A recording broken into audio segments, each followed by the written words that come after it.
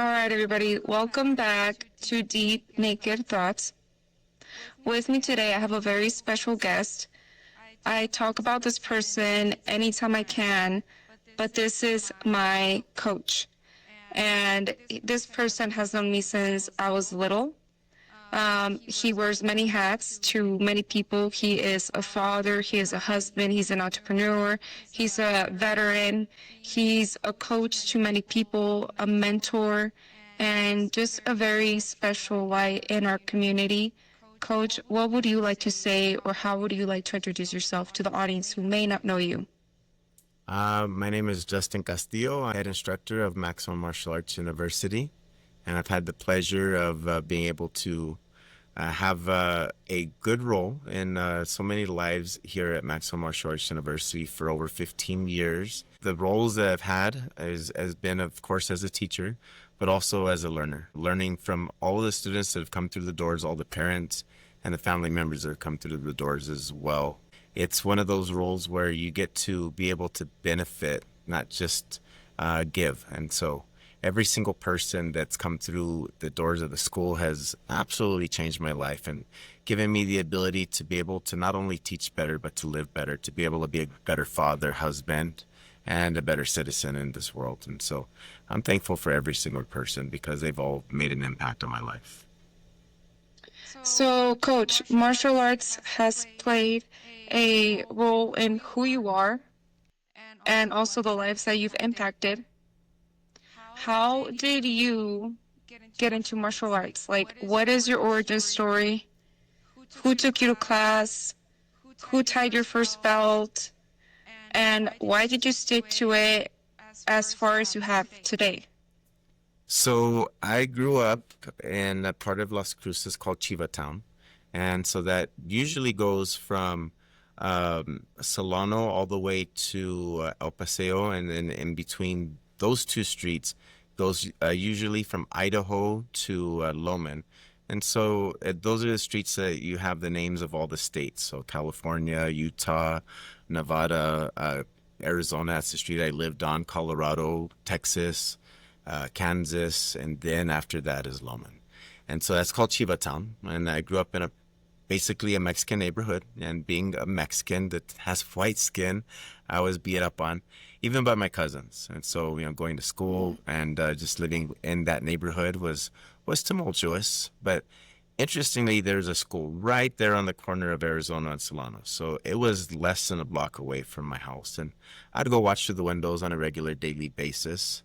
And it was just awesome because I'd go home and practice moves in my mirror and just try this stuff, hopefully thinking that it was going to help me to stop my cousins and the neighborhood kids from beating up on me. And it really didn't. But what was interesting is I eventually started waiting outside the school and waiting for the kids that were coming outside of class. And I would actually beat up on them. They were kids that are coming from an affluent area, and so they just didn't really have any experience with fighting. They had experience with class, but not with actual fighting. And so what happened was it was easy for me to beat up on them. But then the instructor walked out one day and he said, I see that you're very interested in martial arts, but there's so much more to martial arts and fighting. And so what I'd like to do is I'd like to teach you about respect, discipline, and to be able to foster a sense of self-confidence in a way that would mean that you wouldn't have to fight. And so I'm going to give you 2 free lessons. I'm going to give you a free uniform. And all you have to do is just have your grandma come in and sign a waiver for us. And so my grandma came in and signed the waiver. And then after those 2 weeks, I tested for my white belt. And it was actually Master Schoberg was the first person that taught me my first classes. And she's the one that tied my white belt on me. Master Walker was the one that invited me into the school. And then from that point on, I was just hooked. It was something that I wanted to do, forever. There's times in my life where when I was doing class, just like every kid, you were an instructor too, so you see the kids want to quit because it gets hard. You want to go and play video games or stay home. Well, because you see all of your friends staying home and you have to go to class and you got to work. And so when that work really gets hard, I'd want to quit, but there's two people, it was Master Walker and my grandma. They'd never let me. You know, my grandma was really, really big on fulfilling the commitments you started with. And she would take me out into the backyard and she would show me this little sapling tree. And she'd say, Mira, mijo, this tree right here, you see all of the ropes tied to this tree. So there's a rope on every single corner of this tree, and those ropes hold that tree up. When that tree grows up, it's going to be nice and straight. And those ropes are like my discipline. So if I don't give you that discipline, you will not grow up to be straight and upright. But because of the ropes of my discipline, because I make you do what I know must be done, you're going to grow up upright and straight. But then she would point me over to the Mexican alder trees, the saucos, the ones that were all crooked. And she'd say, Mira, that one didn't have a rope. That one didn't have the stakes tied down. And so as the rain rains and pours down and the wind blows, that's the tree that always has its branches falling down. That's the one that's always falling apart. And so it's all because of the lack of discipline. And so are people. And it was her and then Master Walker, whenever I decided not to show up to class, he'd actually show up at my door in his uniform, knock on the door and said, where's Justin? And then, Wow. well, I'm right here, sir. All right, awesome. Get your uniform on. You're coming to class.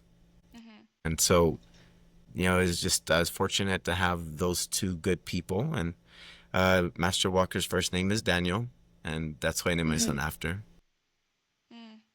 And that's basically the Um, beginning.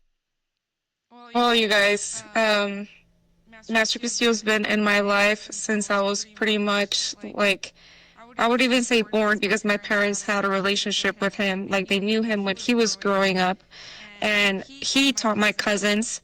So indirectly, he's been in my life forever. But also, he was my first boss.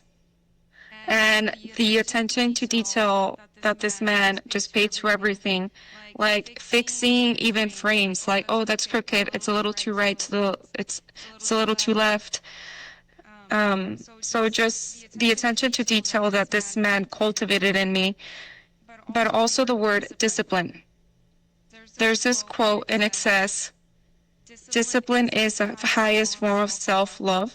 And I've actually grown to love and enjoy that quote, because it's kind of like you owe it to yourself. It's respect to yourself. The way you eat, the way you treat yourself, the way you talk to yourself. It's not about I'm better than you. It's just I love myself so much. I deserve to be disciplined. And that's what you've taught me. I do want to go on to your teen years and even you graduating, because you got your black belt and you were an amazing athlete and you went on and had a life in the military, and then you came back to martial arts. I think even while you were in the military, you had a life in martial arts. So just take us through that. Like, you're in high school, you're graduating, you're still doing martial arts. How did you hold on to martial arts even in the military? Okay, so martial arts, I really took a firm hold. I mean, obviously that's the way I started, was with the story, but it took a firm hold on me when my dad died, because he died suddenly when I was 12. And so when he passed away, it was one of those things where when I'd be at my home, everybody would be like, are you all right, mijo? Güero, is everything good? Is everything good with you? And so every time everybody would ask me that, it would just remind me that my dad had died. But I'd go to the Taekwondo school and they would say, hey, it's time to kick, it's time to punch, it's time to work. We know that you have the ability to do it. We believe in you. And really, to tell you the truth, I wasn't that good of a martial artist at that time. But it was those instructors that brought that out in me, and in me not wanting to be at home because I didn't want to be reminded of that. And so that really pushed me into competition. And that first year after that is when I really started getting into competition, and I just fell in love with it. I fell in love with the idea of training. I fell in love with the idea of competing. I fell in love with the idea of pushing myself against people that were better than me, so that way I could become a better version of myself. And then When I joined the military, I had an opportunity to serve in Hawaii. And so I was stationed there at Schofield Barracks. And I would go from, as soon as I got off of work, I would go to one school. It's called Progressive Street Fighting Combat Systems. And it was in Waipahu.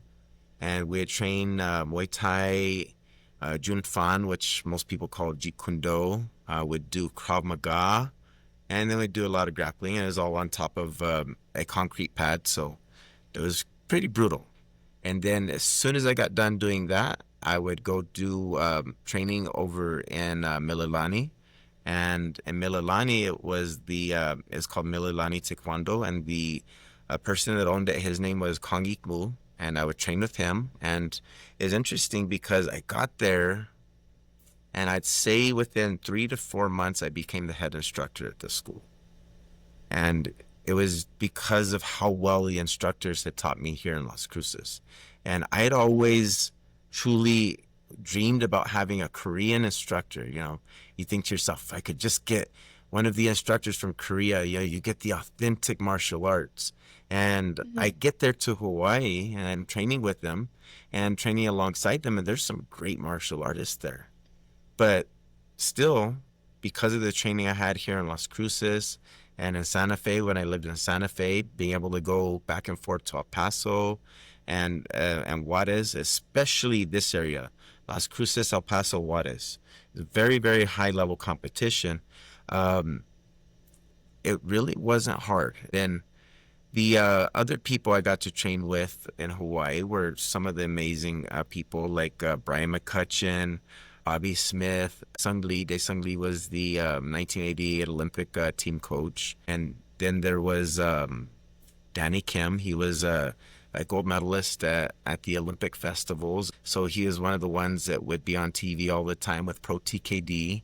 And so Brian McCutcheon was on Pro TKD too. So there were some major players, and I'd go on the weekends and train with them as well. So I was usually training at least 3 schools at once. Well, that's a lot of training, coach.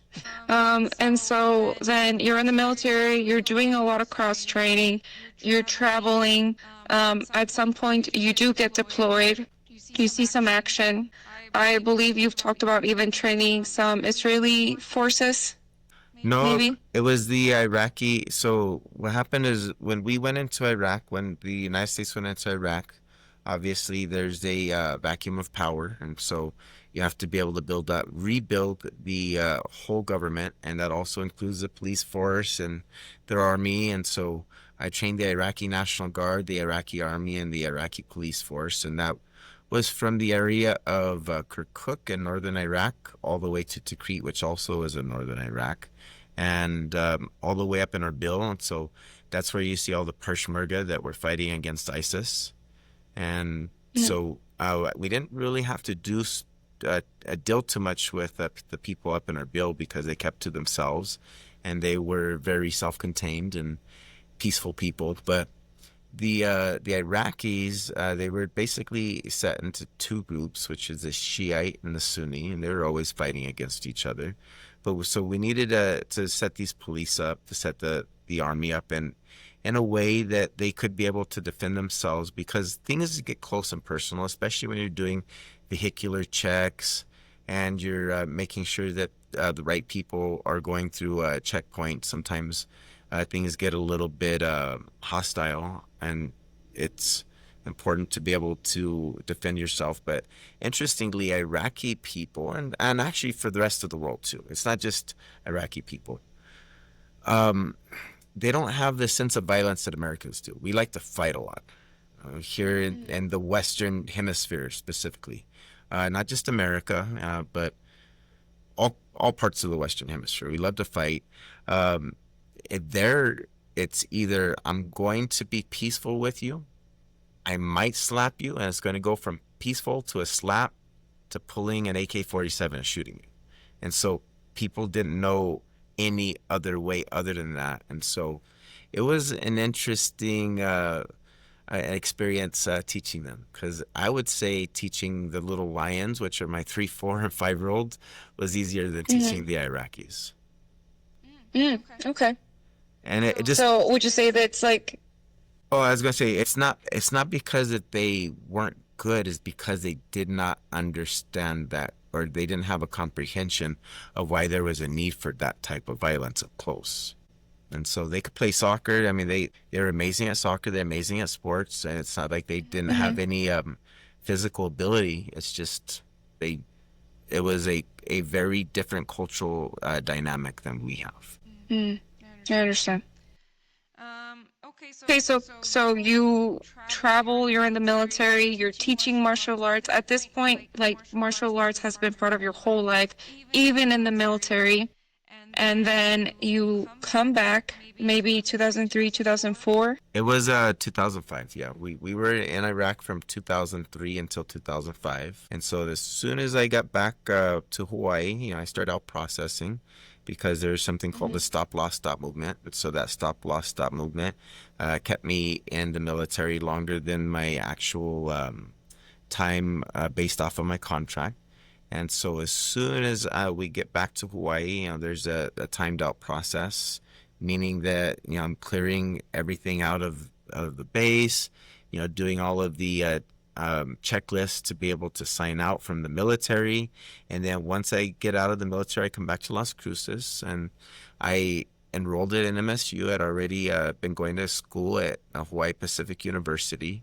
And then and I'd say by October, so I got here in April, and then by October I had started my first school, which was called Castillo's Martial Arts Academy. And I Mm-hmm. kept that school open for about 11 months. I thought to myself, if you build it, they'll come. And I didn't Mm-hmm. really have a business plan. I made a quick business plan, and it was all based off of the idea that I was a good martial artist. And, Mm-hmm. people would remember me from all of my competition and fights, so long ago.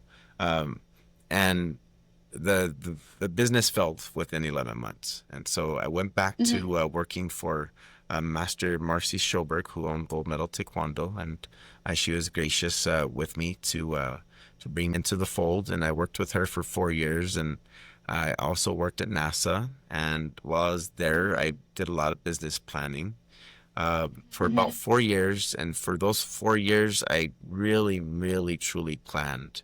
And it was Mm-hmm. that business plan for the 4 years that actually set me up to start Maximum Martial Arts. So to enter the timeline, I think I started training martial arts right around 2005, 2006. And I remember my dad be like, I know Justin. I remember Justin. And he remembered you from when you were a teenager. So interestingly enough, he remembers like you being like a punk in high school, but also being extremely good at martial arts. And that's when he was like, no, I want you guys to train with Justin. And when you opened up Maximum Martial Arts, taking that leap of faith of like, I trust my kids with their martial art journey with Master Castillo.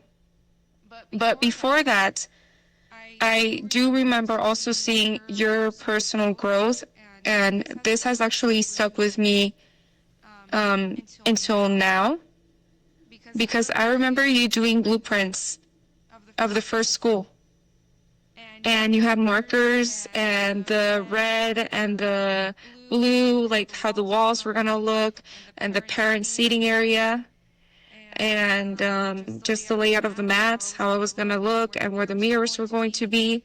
And I literally remember you sitting down and sketching with just pen and paper and markers and developing a business plan in Marcy Schoberg schools and like making it come to life.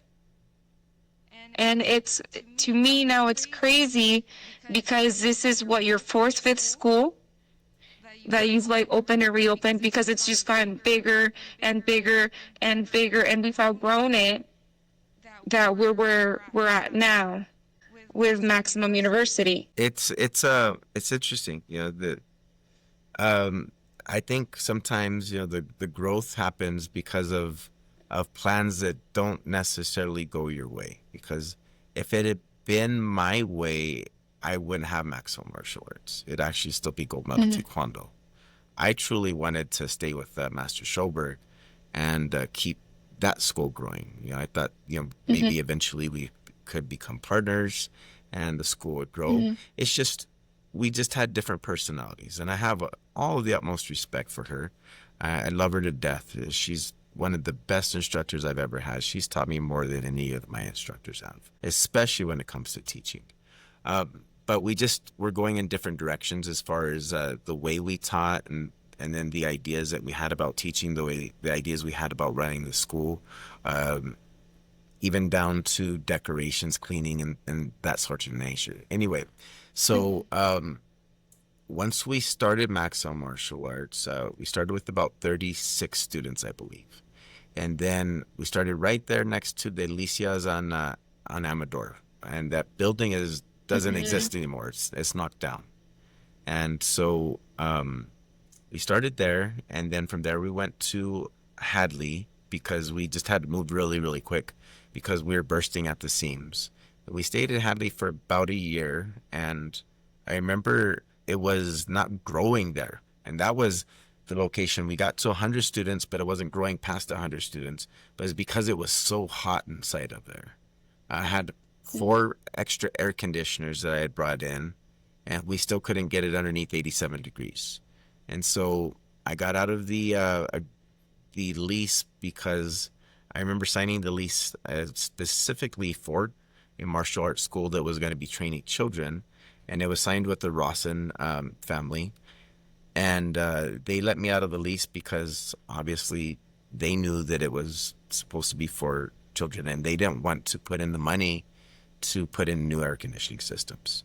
And so I found the location on Solano, and we stayed there for about 2.5 years, right across the street Mm-hmm. from the soccer fields.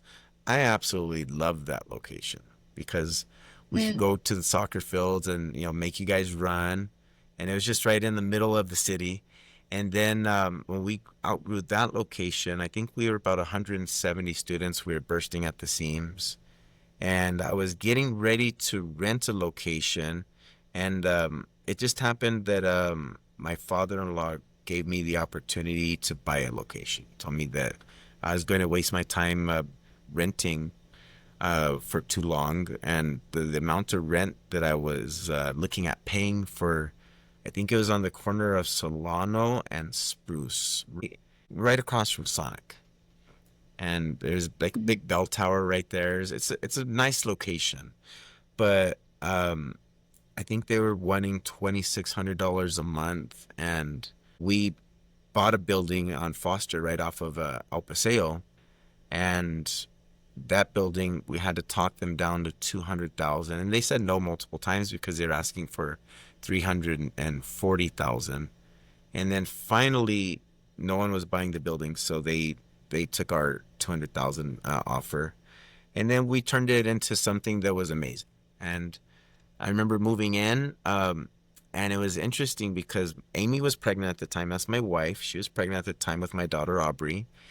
We were all painting in there, getting it ready. It took us about 3 weeks to get it ready to go. And then right after we got into that building, my grandmother died. And she died in the building right across the street from the building I just bought. Because that was the Mm-hmm. hospice. So it was a little hard. The interesting thing is that I felt like that building was beautiful too because I could see number one the neighborhood I grew up in. Was very very close to that. Number two, it was sentimental to me because that's where my grandmother passed away. And then three, it was my stomping grounds because that's where I was. Uh, I went to Cruces High, right in that area. Caused a bunch of trouble in that area when I was in high school and middle school, and so we bought that location and we got it up to about 305 students right after the pandemic, and that's when I decided that we had to come over here to university, and Mm-hmm. so now here at the university location we have 3 classrooms and we're at 350 students. It ebbs and there's an ebb and flow in business. And so I would say hopefully by the end of next year, as long as the economy starts to get back on track, we should be over 420 to 430 students, maybe 450 students. Right now we're at Wow. 350 though. So, Coach, I mean, you acquired so much experience from the military, business, just watching the Schobergs keep and maintain a school, just experience from NASA. And I think you could have done so much, and you've done so much. But what made you want to open your own school? Like have students work with kids? What made you want to come back and be with the community and work with the community versus just having a super high paying job or just working by yourself for yourself and taking on clients whenever you feel like it, whenever you want to? Okay, it all comes back again to my father, because when my father died, Mm. the people that were there for me, I mean, they just made such a drastic change in my life. I was living in a bad neighborhood, and so at that time, there's always that person in your life that you do something for. So he was my motivation, and because he was my motivation, when he died, I quickly lost my motivation when it came to school and to staying out of trouble and things of that nature. And so, I got involved in gang life, living in that neighborhood. And it was martial arts. There was the martial arts instructors that would, pull me aside and say, "Hey, you're better than that. You have so much more, so much more potential than you are showing right now because of the decisions you're making in your life. Then let us help you with that." And so I saw what martial arts could do for the human potential. I really thought about being a psychiatrist or a psychologist. I mean, that was really truly in the pathway. I originally wanted to be a architectural engineer, but as I went on, I thought about being a psychiatrist, a psychologist, because I didn't want to necessarily be stuck in math so much, but I became much more interested in people. And being able to teach little kids, I saw how much they were able to absorb and how much they were able to be able to be moldable one way or the other, good or bad, depending on how somebody is molding them. So I really truly thought that martial arts would be the way I could do that, because you get to be able to be a psychiatrist, and those, I don't know how many thousands of late afternoon, late evening, early morning talks I've had with my students for hours at a Yeah. time. I get to be a teacher, get to be able to be a community leader, and then also I get to be able to provide people with opportunities to be able to see their potential, because Hmm. again, it wasn't just me that needed it. It was so many more people that needed it. And I thought, it's not necessarily the fighting techniques. It's not the punching, the kicking. It's what martial arts does in the background. While you're doing all of that, you get the opportunity to truly learn who you are. Like what do you believe that you can do when you're sweating, when you feel like you're going to give up, and then there's this person in the background yelling, and sometimes you even hate that person because they're yelling so Hmm. much, but you eventually at some point just decide, you know what, I'm going to push. And then I'm going to push, and then eventually you go, you know what, I can actually do this. This thing that I thought I Hmm. couldn't do, this thing I couldn't get past, now I know I can do this. And because I can do this, when life comes hurling at me like a flaming ball of crap, sorry to Hmm. be coarse there, but when it does that, I can push past that too. There's really nothing that can stand in my way. And I really truly think it's martial arts that does that. But it's not just that, it's also the way we treat people. It's Hmm. such, it almost seems antithetical to punch and kick people, to wrestle people, to actually cause concussive action on people's bodies, inside a martial arts school. But yet it makes you a more peaceful person. It makes you actually respect people that much more, because number one, I believe it to be a cognitive behavioral therapy, right? Because you're able to get all of that angst and anxiety out. But two, I think you start seeing a much more intrinsic value on human life in general. And so you really truly start to see every person um, by the value that they should be held by. And then not just people like yourself, but people that come from different backgrounds too, especially in a country now where we're so divided, that people that have different opinions than you, different belief systems, and so on and so forth. The list goes on and on. Inside a martial arts school, there's all those people. And because of that, you get to see them and you get to learn to love them. And then you know that you can love everybody else that's like them too. And so I think Yeah. that right there, that's all of those reasons is what made me want to have a martial arts school because I learned it as a teenager. Wow, coach. I don't know if you knew this, but Angela and I have a joke, and it's always like, well, coach didn't wire my brain to work that way, so unfortunately I can't be lazy. Or like, well, coach didn't wire my brain that way, so unfortunately I can't make any excuses.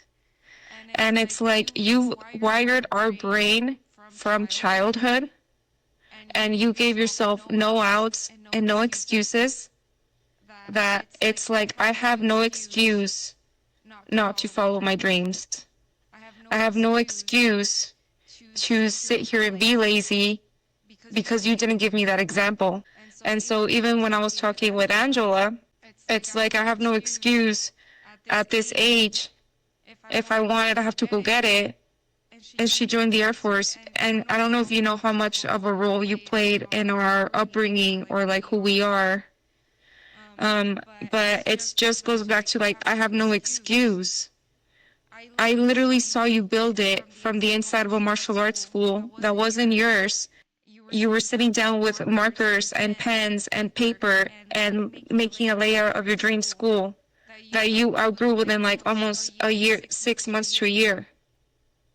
So now as an adult, I'm like, I have no excuse. Like, if my coach made it, I can do it too. And I had better circumstances than you. Like, I had both my parents, my dad didn't die. So it's just like, how can I give myself an out? How could I be lazy? How could I just give up on myself, basically? And that's what you and martial arts did for me. So I don't know if you knew that, but now you know, coach. Well, no, I really appreciate that. It's always a blessing to be able to see your students not only just do well but surpass you in life. It's not just you and Angela. I'm so proud of both of you. I was so happy to be able to tell Angela how proud of her I was when she came down. And of course, I get to tell you that every time we get to talk. And I'm always excited to tell you how proud I am. I was talking to your brother when he called me over to pray over his house. And I was sitting down with your brother and your mom and your dad and his girlfriend and his mom. And we had a great conversation and we prayed. But it's all the students.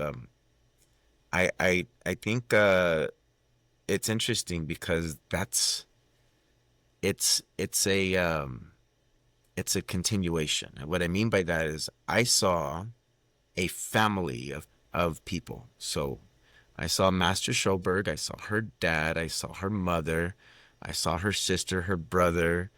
I saw so many people that were so invested into this dream that she had.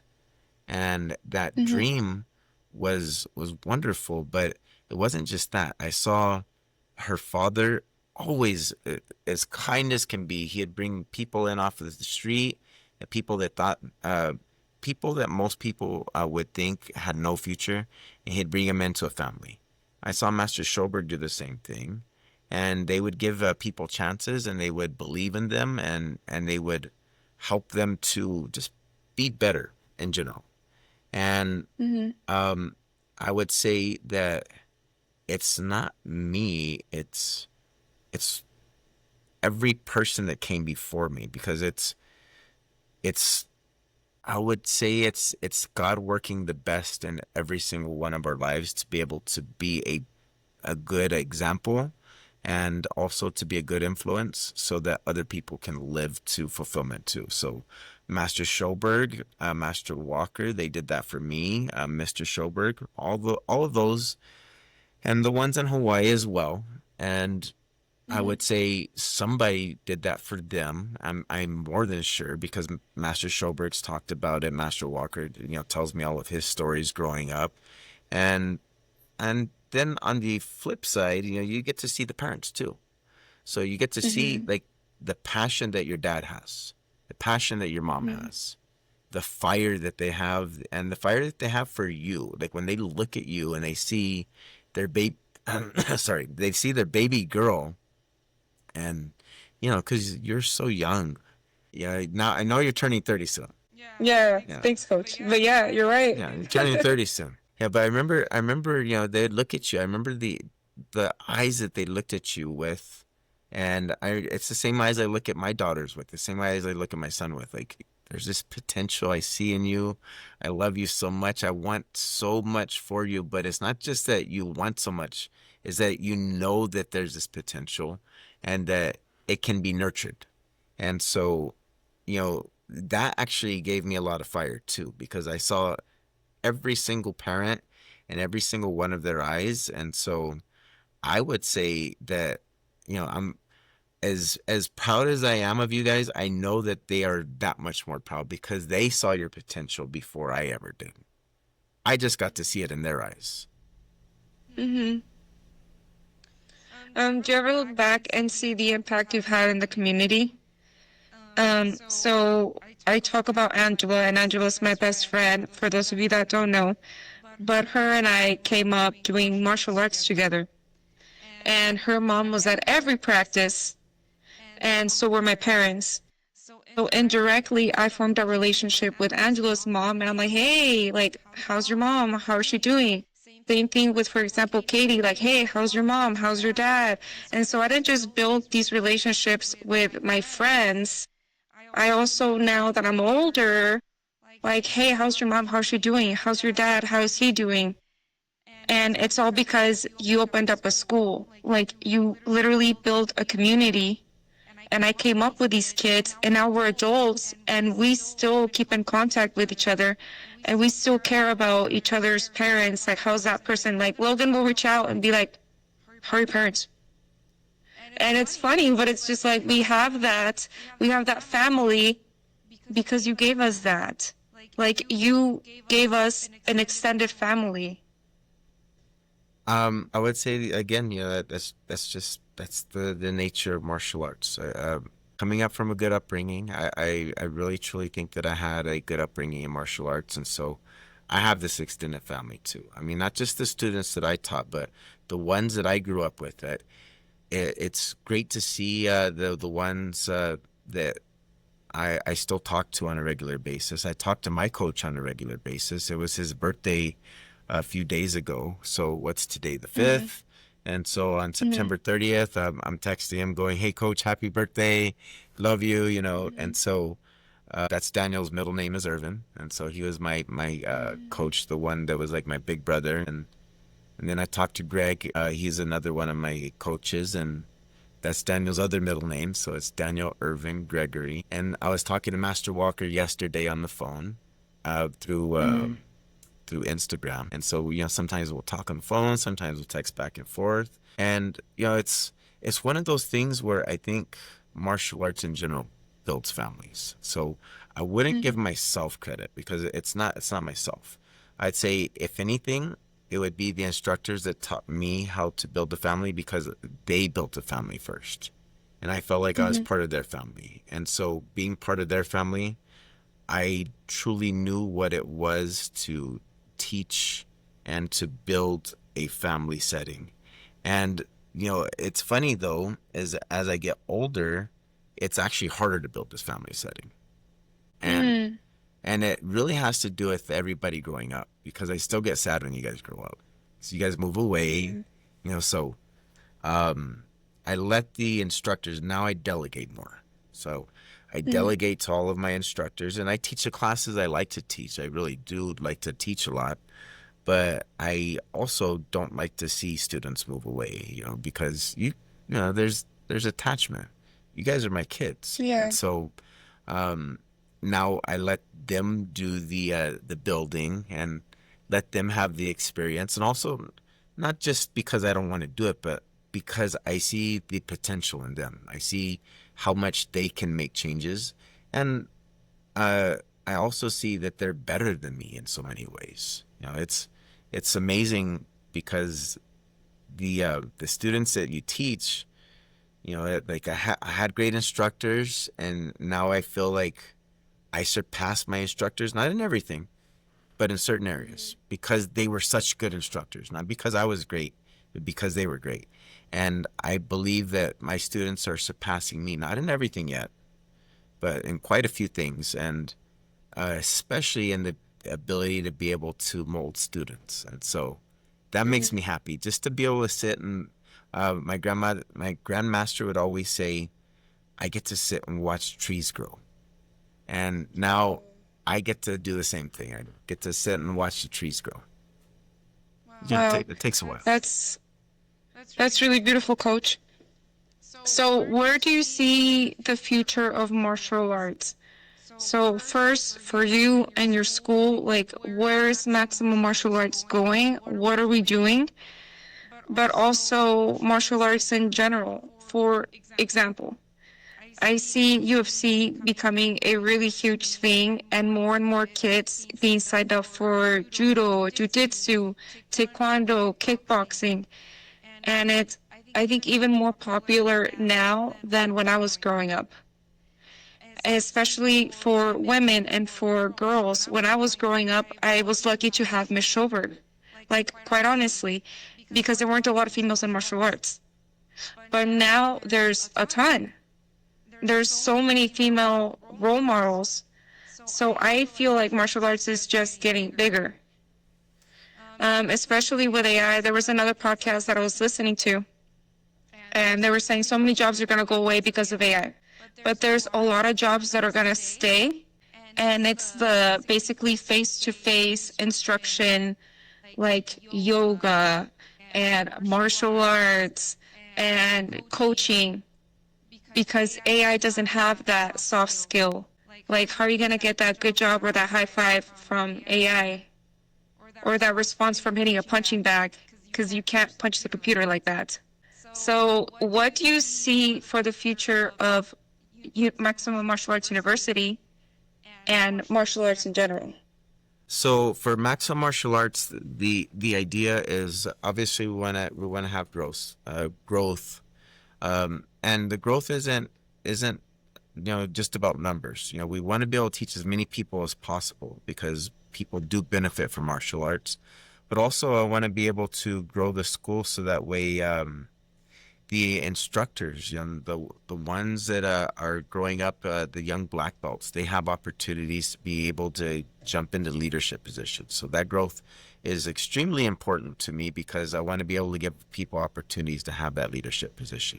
Because I had the leadership position, I was able to get promoted very quickly in the military, as be able to be part of NASA and so on and so forth. It's all because of martial arts. And so I would say, having those opportunities to as many people as possible, especially in the leadership realm, is very important.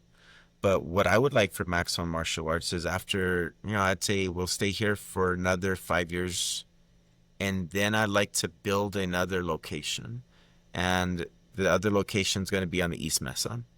And the whole idea is to have two locations. So I actually want to split it into two. And I'll run the East Mesa location, and I want to have Joshua, Master Brockman. He's one of the employees, along with Jacob, run the other location.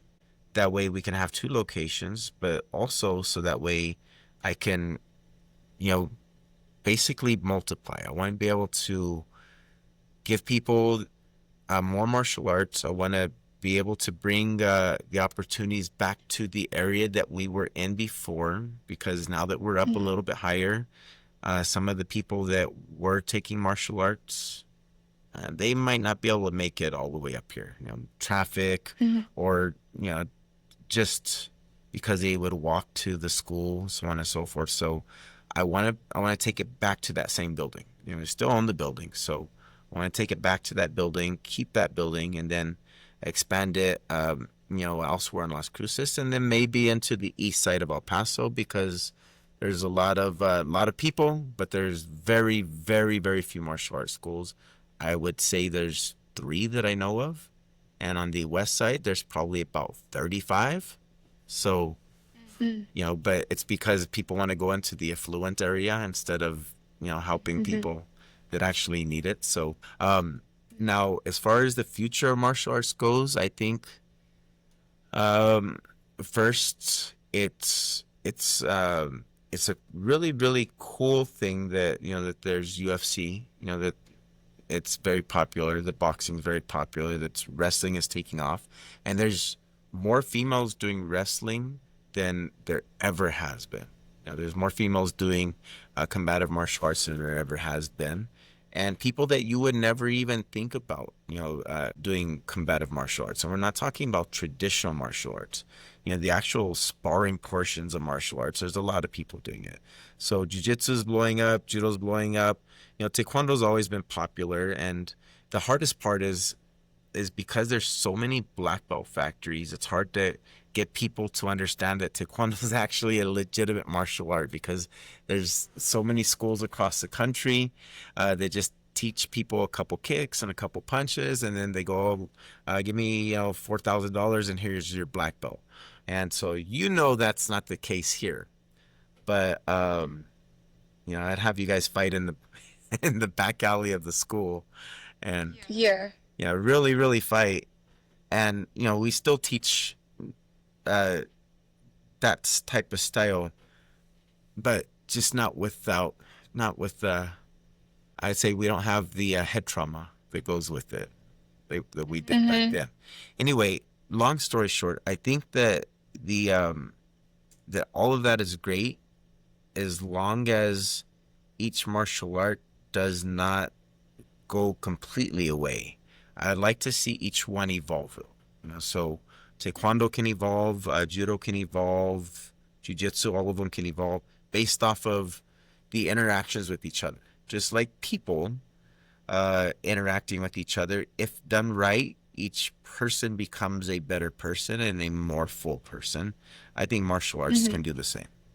And hopefully, people actually start more interactions with each other from school to school too.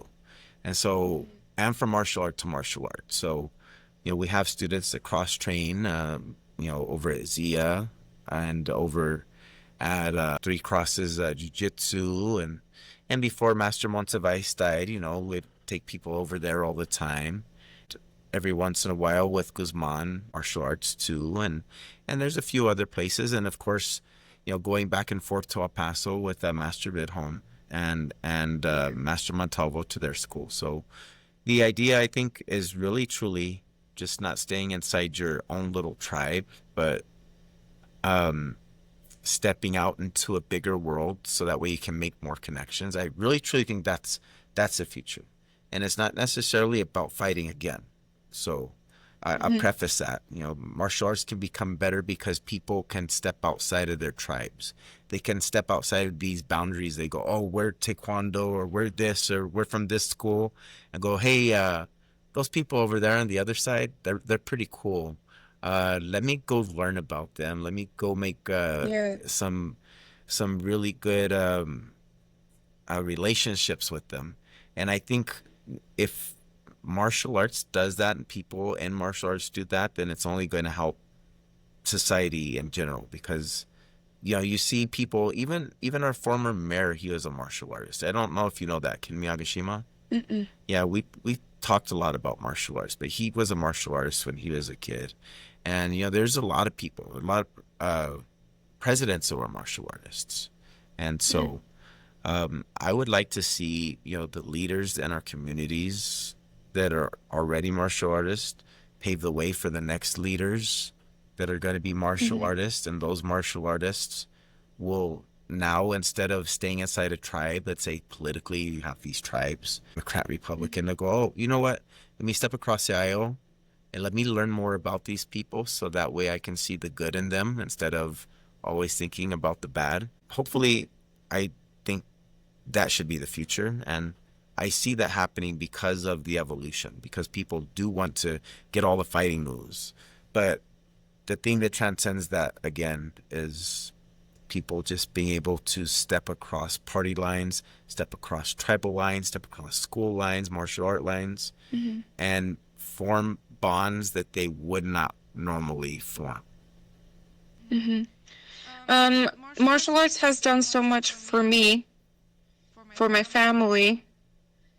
Do you think that everybody should know or learn martial arts?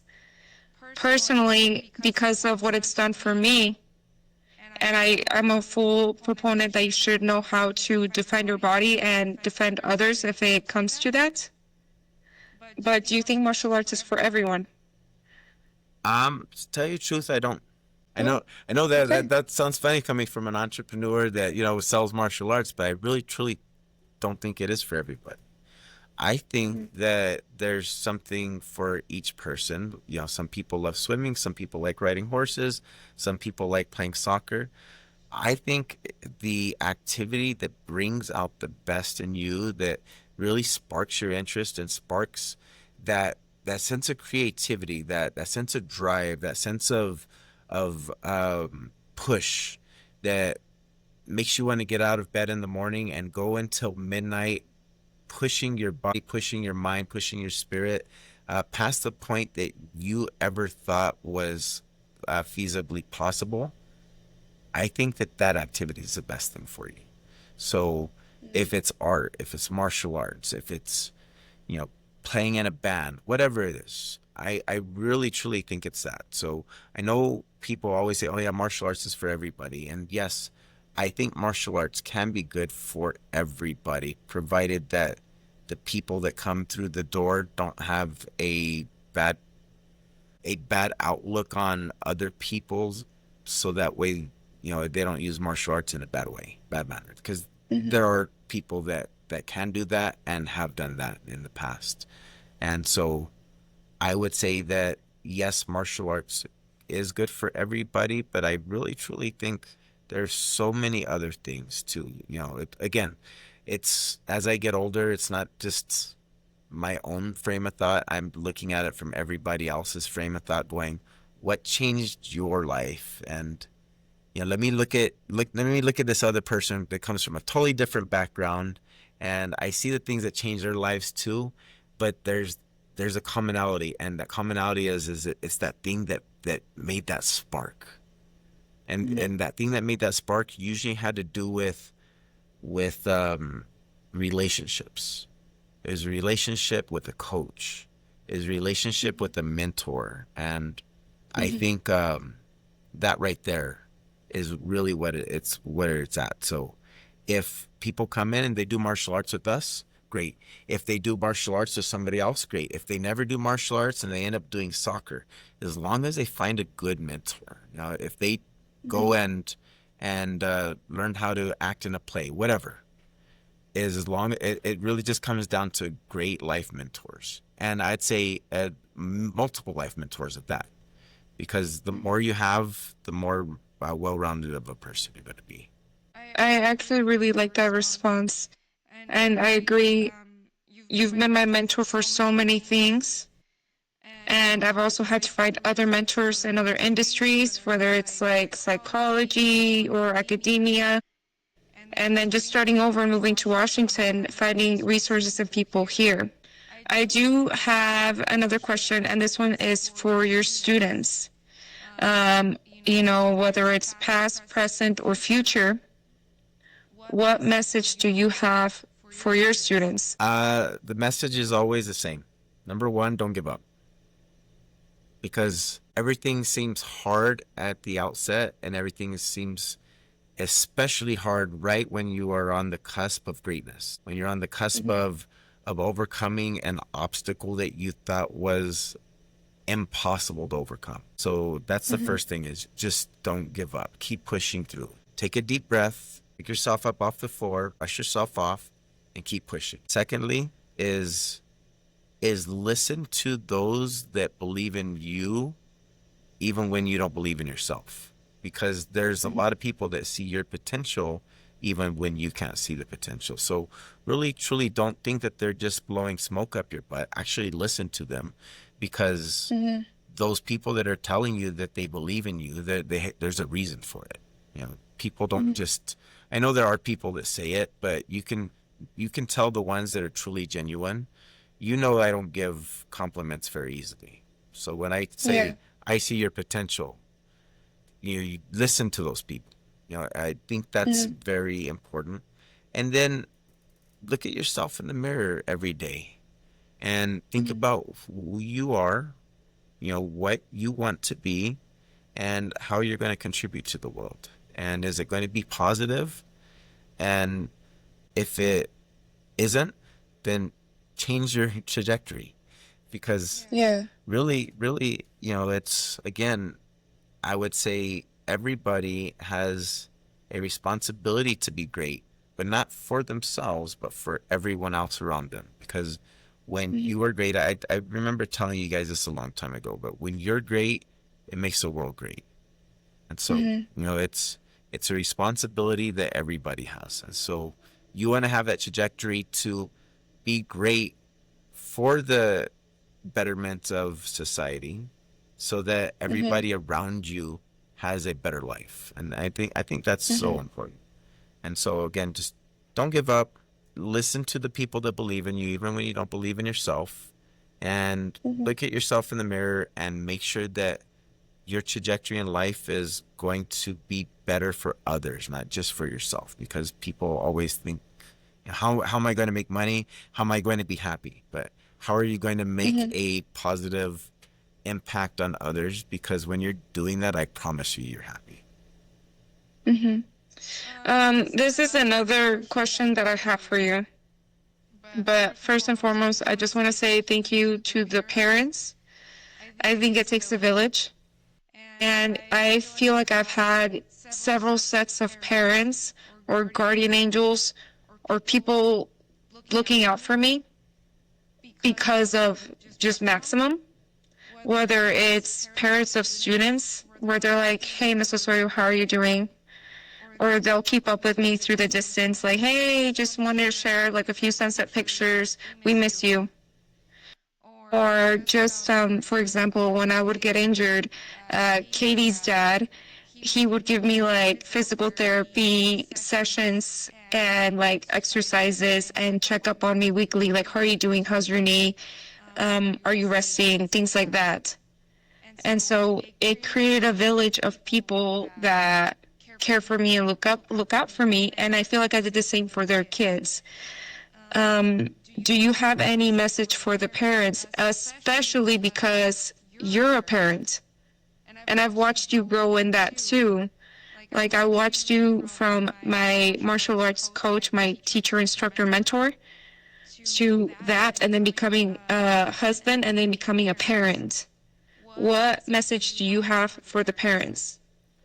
Uh, I'd say the first message is probably obviously thank you. Thank you for just having that absolute dedication and devotion towards your kids when many parents don't. Sadly, that they don't. But they take their lives in other directions where they focus on themselves instead of their kids. So, first and foremost, thank you for just being the parents that you are. And parenting in martial arts is no different than parenting in any other sport. I would say, especially after being a father, and now that Isabel's turning 15, I can't believe she started turning 15. But don't try to coach so hard. Let the coaches do the coaching. And what I mean by that is because what happens is when you're coaching too hard on your kids, you end up crossing boundaries of that type of love that is unconditional. Whereas when the coach can pick things apart and say, you're doing this wrong, you're doing this wrong, this is how you're going to fix it.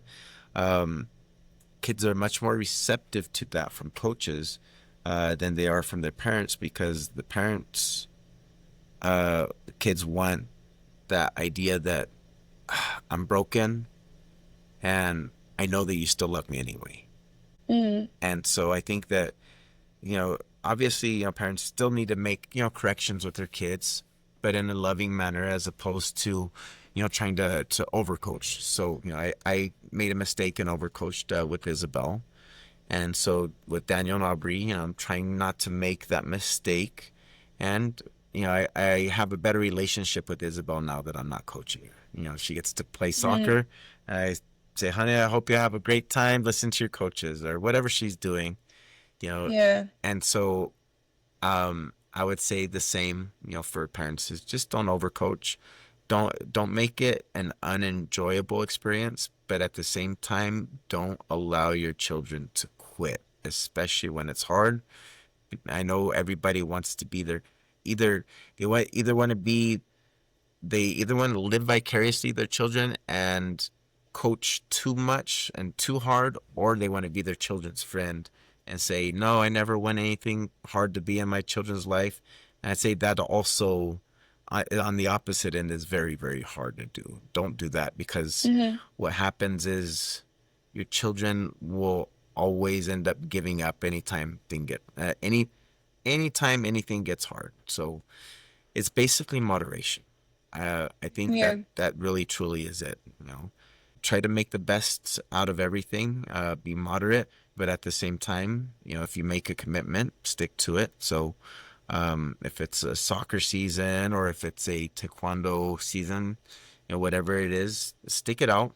And when you teach your kids that, I think that right there is really truly it. That Mm-hmm. that is going to stick with them more than anything. Even if it's just a kid getting to his yellow belt, um, and the kid wanted to quit at white belt. First 3 months are like, Mm-hmm. yeah, I'm done because this is a lot of hard work. And the kid stays until they're yellow belt, and maybe they're behind. And, they should have gotten to green belt, but Mm-hmm. they stuck through. They stuck through the whole year of classes. They should be green belts about at a year mark, but they stuck through. And this child's behind, but they stayed with it for that whole time that they said that they're going to be part of it.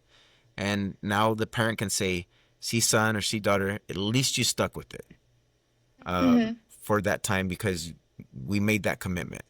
And Mm-hmm. I think that right there is a really important lesson for every parent to teach their child. But Mm-hmm. again, I also think it's important for parents not to be too hard on their children too, because children want to be able to go home and go look forward to seeing mom and dad, look forward to seeing mom and Yeah. dad being proud of them, going, Mm-hmm. what great things did you do today, instead of, oh, my dad's he's going to tear me apart because I got a B. Mm-hmm. And so I think, just don't be too hard on your kids either. Yeah. Absolutely. Um, I have a few more questions and we're almost done, Coach. Mm-hmm. But one of the things that you taught me and martial arts taught me was love for my country. So I was born in the US. I was born in Las Cruces, New Mexico, but I lived part of my life in Mexico. And so I moved to the States. I started training martial arts. And one of the things that you did at Maximum Martial Arts was we always said the national anthem. And there's key things that have stuck with me. One thing that you said, it's like we're not swearing our love to our government. We're swearing our love to our country and to each other. Like the person next to you on your right and on your left, like we are Americans. Like we are fighting for our country and like the love of our country. One of the first times I experienced this love was like we were at a tournament, and I think maybe it was the international tournament where there was a lot of countries there, and there was like Korea and there was Mexico because it was in California, and I was like, these Mexicans are gonna try to kick my ass, and like we were representing the U.S. And that was the first time that I was like, oh my gosh, like I have so much pride to be American. And like to be, I don't want to say representing the US, but representing my school, representing other students from maximum, or at this point gold medal. But that was the first time that I was like, oh my gosh, all these countries are going to try to kick my ass. So can you speak to maybe like the divide that we are seeing in our country, and maybe a message or something that can help us heal that? Because it's different in a school. Like in a school, I feel that love towards the students, towards our instructors, like we are one and we are united. There's another quote, united we stand, divided we fall. So in this period of just division that we're facing, like, what do you say to our community? What do you say to people that are listening? First and foremost, we are in a point right now where we are extremely divided in our nation. So much so, like, when Charlie Kirk died, and I posted a homage to Charlie Kirk, people quit from the school because they said that I must have atrocious views of them, and they wouldn't be safe around me because I like Charlie Kirk. Anyway, after I had trained their kids for a number of years and everything else, and so, I think people have a certain amount of fear, and the thing is again, is when we love our country, so it was Motogon principle number 5 that I would always teach you guys, is every member should always love their country and contribute to their community. And so the idea of loving your country, again, is not necessarily having a deep-seated love for your government. I've never taught that at all. Is to look to your right and to your left, to those around you, the ones that don't look like you, the ones that don't believe like you, and say, I will fight for you. I love you. I will be there beside you, even when I don't agree with you. And so I think when people can start doing that a little bit better, it's obviously going to cause healing. But one of the things I think that we have to realize is that when people act out, they act out of fear.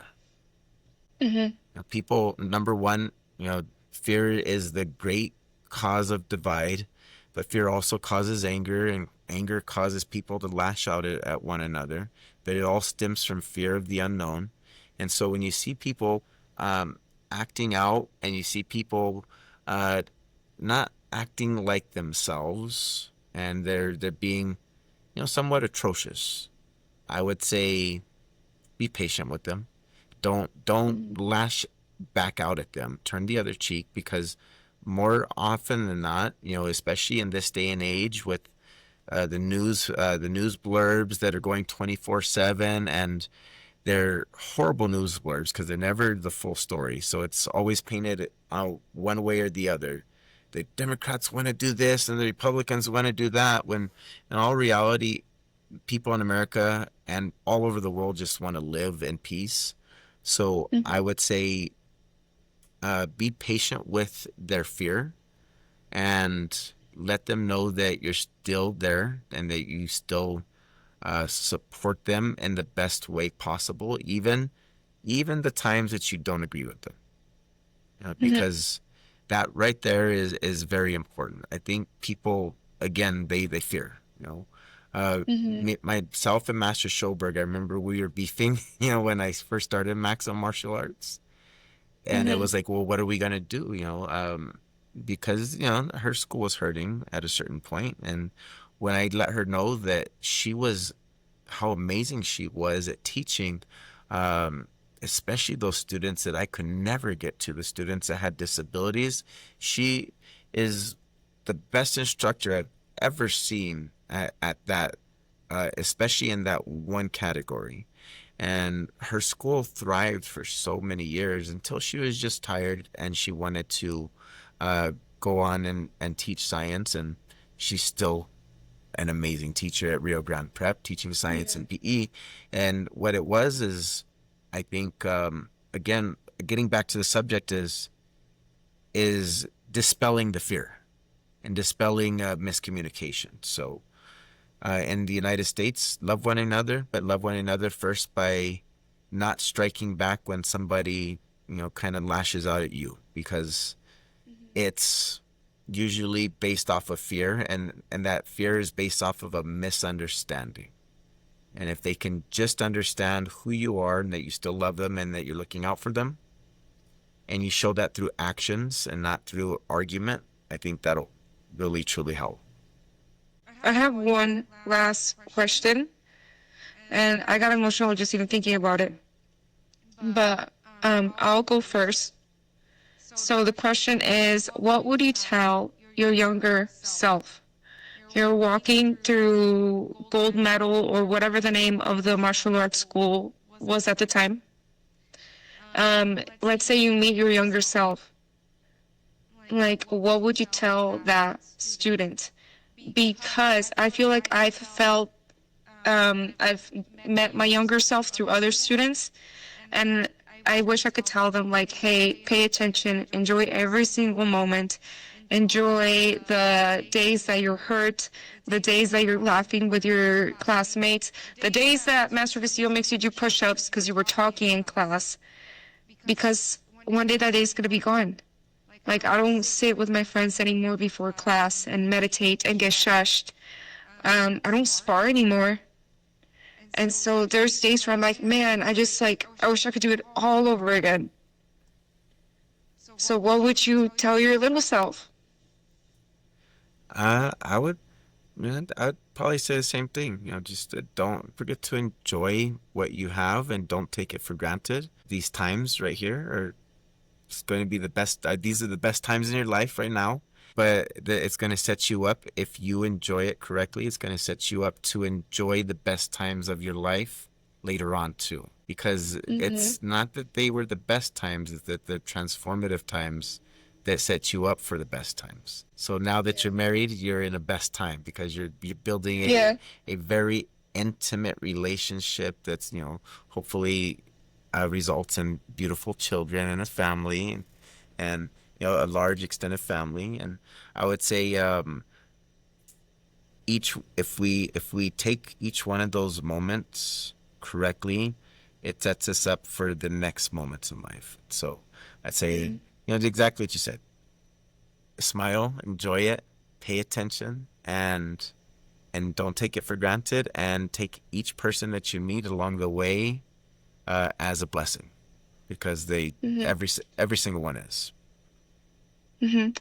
Coach, that is probably all of the questions that I have for you. Do you have any closing thoughts, anything that you just want to say before we leave? Something everybody should just know or hear? Um, I would say, for students, for the students that I don't get to talk to on a regular basis, because it's been a long time, or the students that you see me in the school today. I'm always been a person that doesn't give compliments very easily, and so I'll just give this one because each one of you I'm proud of, absolutely proud. I'm proud to be part of your life. I'm proud that you have chosen me to be part of your life. I'm proud to see your lives flourishing in the directions, the multifaceted directions that they're flourishing into. Each individual I'm proud of. It's not one specific. It's every single one, because every single one has such a beautiful story. It's like snowflakes, I know it's so beautiful to watch the development of each student, because they're so different. So I'm proud of you guys. Okay. Well, you guys, that is it for this conversation at Deep Naked Thoughts. Please check us out, support the channel, subscribe, and I will also add links for Maximum Martial Arts, their YouTube, their website. Maybe you can sign up, try some classes.